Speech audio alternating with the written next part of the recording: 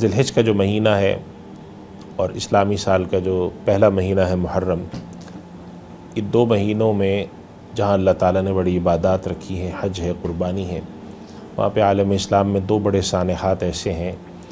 جو مسلمانوں کے لیے بڑے تکلیف دہ ہیں اور بہت رنج اور غم کا اور الم کا سبب ہے۔ اللہ تعالیٰ نے دنیا کو ایسا بنایا ہے کہ اس دنیا کے اندر اچھائی بھی ہے، برائی بھی ہے، اور نبی کریم صلی اللہ علیہ وسلم سے زمانہ جتنا دور ہوتا جاتا ہے،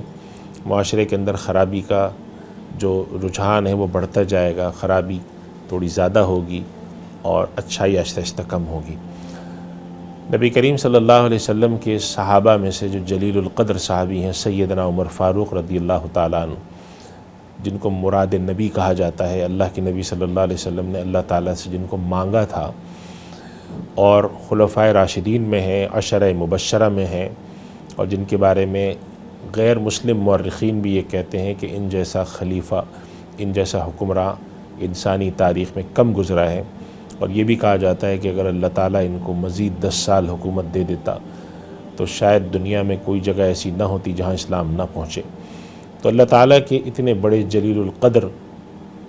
بندے، نبی کریم صلی اللہ علیہ وسلم کے ساتھی، آپ صلی اللہ علیہ وسلم کے صحابی، اور آپ صلی اللہ علیہ وسلم کے ساتھ جو رشتہ تھا وہ سسر کا رشتہ بھی تھا۔ آپ کی صاحبزادی ام المؤمنین حضرت حفصہ رضی اللہ تعالیٰ عنہ نبی کریم صلی اللہ علیہ وسلم کی زوجہ محترمہ بھی تھیں، تو آپ صلی اللہ علیہ وسلم سے سسرالی رشتہ بھی تھا،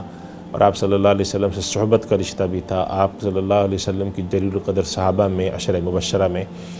ان کی سانحہ شہادت ذی الحجہ کے آخر میں پیش آیا۔ بعض روایت میں آتا ہے کہ ذی الحجہ کے آخر میں 28 یا 27 ذی الحجہ کو فجر کے وقت ایک مجوسی شخص نے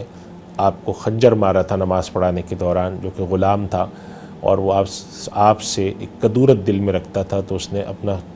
زہر میں بجھا ہوا خنجر لا کے فجر کی نماز میں آپ پر حملہ کیا تھا۔ آپ زخمی ہوئے،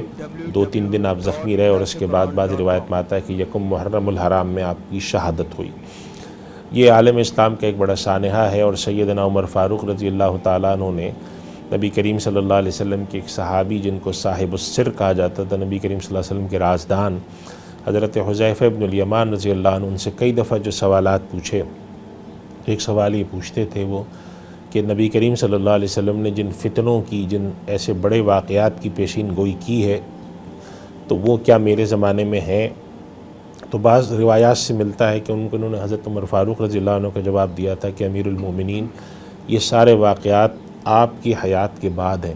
چنانچہ حضرت سیدنا عمر فاروق رضی اللہ تعالیٰ عنہ کی حیات مبارکت جب تک آپ حیات رہے، امت ہر طرح کے اختلاف اور بڑی چیزوں سے محفوظ رہی۔ آپ کی شہادت کے بعد پھر سیدنا عثمان غنی رضی اللہ تعالیٰ عنہ، سیدنا علی المرتضیٰ رضی اللہ تعالیٰ عنہ، یہاں سے جو حالات ہیں، اللہ تعالیٰ نے امت کو ایک دوسرے رنگ کے اندر وہ حالات دکھائے تاکہ امت رہتی دنیا تک، جب تک امت ہے، وہ ہر چیز سیکھے۔ سیدنا عمر فاروق رضی اللہ تعالیٰ عنہ کی شہادت ایک نہایت المناک حادثہ ہے۔ آپ کو جب خنجر لگا اور طبیب نے آ کے آپ کو کچھ دوا دی، تو دوا آپ کے معدے میں جانے کے بجائے پیٹ سے نکلنے لگی، تو طبیب نے یہ عرض کیا کہ امیر المؤمنین اب آپ وصیت کر دیجئے۔ اس کا مفہوم یہ تھا کہ آپ کو جو زخم اتنا گہرا آیا ہے، آنتیں اندر سے اس بری طرح سے کٹ گئی ہیں کہ اب آپ کے بچنے کی امید نہیں ہے، لہٰذا آپ کو اگر کوئی وصیت کرنی ہے تو آپ وصیت فرما دیجئے۔ تو ایک واقعہ یہ پیش آیا ہے جو بڑا سانحہ جان کا ہے، اور اسی طریقے سے اسلامی مہینے کا جو پہلا مہینہ ہے محرم الحرام، اس میں کچھ آگے جا کر یعنی 9-10 تاریخ کو دوسرا بڑا سانحہ پیش آیا۔ سیدنا امام حسین رضی اللہ تعالیٰ عنہ، نبی کریم صلی اللہ علیہ وسلم کے نواسے، آپ کی محبوب شخصیت، جنت میں نوجوانوں کے سردار، حضرت علی رضی اللہ تعالیٰ عنہ کے دوسرے صاحبزادے، اور حضرت فاطمہ رضی اللہ تعالیٰ عنہ کے صاحبزادے، نبی کریم صلی اللہ علیہ وسلم نے جن کو ریحان یعنی کہ اپنا پھول قرار دیا تھا، جنت کے نوجوانوں کا سردار قرار دیا، اور ارشاد فرمایا کہ میں ان سے محبت کرتا ہوں، تو اللہ تو ان سے محبت فرما۔ ان میں سے حضرت سیدنا امام حسین رضی اللہ تعالیٰ عنہ کا جو بڑا مشہور شہادت کا واقعہ ہے، کربلا میں پیش آیا تھا، وہ بھی انہی دنوں میں پیش آیا تھا۔ تو آخری مہینہ جو ہے اسلامی سال کا اور پہلا مہینہ جو اسلامی سال کا ہے، ان کے دوران جو یہ 2 سانحے پیش آئے، امت کے لیے بڑے افسوسناک اور بڑے رنج اور غم کا سبب ہے۔ ہمیں ان واقعات سے ہمیں سبق کیا ملتا ہے؟ اور ہمیں سبق کیا حاصل کرنا چاہیے، وہ انشاءاللہ آنے والے پروگراموں میں اس پر بات کریں گے۔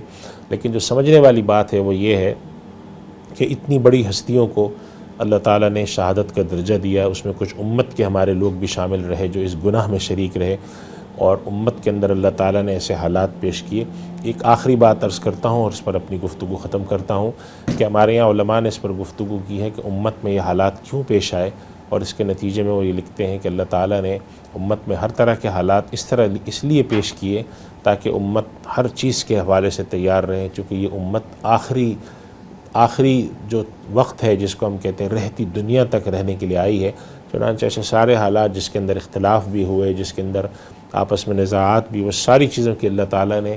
اپنے نبی صلی اللہ علیہ وسلم کے صحابہ خیر القرون اچھائی کے زمانے سے امت کو سبق دیا، اور آج تک امت ان چیزوں سے سیکھتی آ رہی ہے، اور ہمیں ان چیزوں سے سیکھنا چاہیے اور درس لینا چاہیے۔ انشاءاللہ تعالیٰ آنے والے پروگراموں میں اس حوالے سے مزید گفتگو ہوگی۔ تب تک کے لیے ہم اللہ تعالیٰ سے دعا کرتے ہیں کہ اللہ تعالیٰ ان واقعات اور ایسے سانحے جو ہوئے ہیں